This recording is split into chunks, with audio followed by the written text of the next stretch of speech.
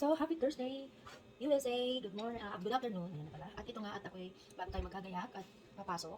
Ayan, so mag-prepare muna ako ng aking iluluto na nilagang baka. So, ito siya, yung ganyan ng baka. So, ang gagawin ko ay i-pressure cooker ko na lang para madali na pagdating nila pag uwi ko mamaya. Okay siya. Ayan, so, lagyan natin na lang dyan yung aking nilaga. So, nilagang baka o bulalo. So, sa aking mga nilalagay, ay meron sa nilaga ko na baka o bulalo, meron akong nilalagay na luya lagi. So, ilagay na natin yung mga spices, yung luya, yung laurel, yung onion, isang buong onion, tapos isang buong garlic, at 2 beef cubes. Ayan, at ilalagay na rin natin yung ating asin. Ayan.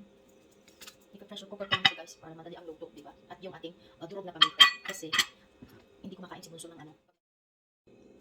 At ito na nga guys, ilagay na natin yung mga spices, may salt, isang buong garlic at saka isang buong sibuyas, of course luya, at laurel at durog na paminta kasi ayaw ni Bunso ng buo-buo. So bago tayo papasok, magpo-pressure cooker na ako ng kanilang ulam.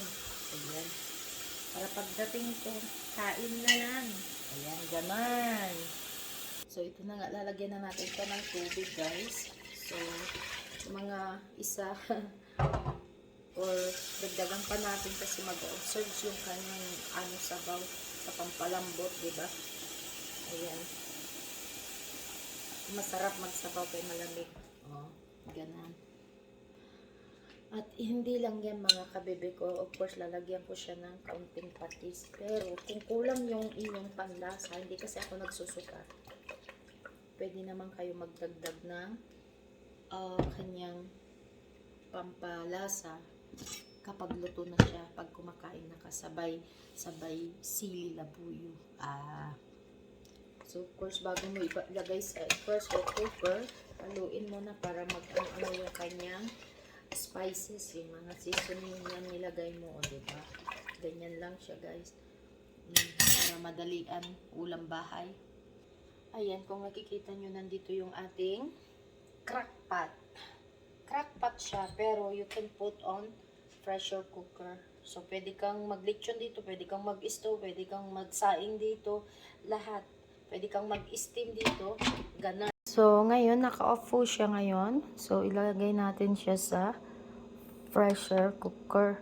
So, ibaba natin siya para hindi siya mga 20 minutes lang, ganyan. Tapos, antayin mo na lang siyang maluto. Or pwede naman natin siya ilagay ng, ayan, nag-on na siya. Ayan. Ganyan. 20 minutes. Lalambot na yan kasi maganda itong crockpot. Meron ka ng, pwede mong use slow, mid stove, bean chili, soap brew, rice, multigrain, or brigade, steamer. Ayan. Pwede mo lahat yan gawin dyan. O, diba? Ganyan. So, maganda ang instant pot na ganyan. Ayun yung pressure